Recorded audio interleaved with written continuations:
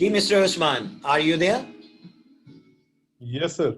Over here, I'm going to tell you about the definition of the two-dimensional arrays, and the definition of the two-dimensional arrays is an array that is a collection of rows and columns of concurrent memory locations which can store the data values of the same data type. In order to tell you about the two-dimensional arrays, my dear, I do tell you an array, that one is a two-dimensional array.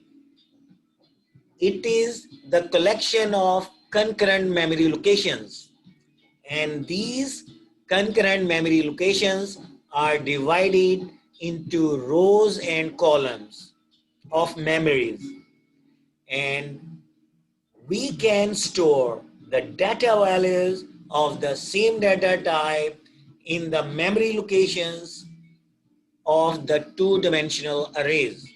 Mr. Usman, did you get? Yes, sir.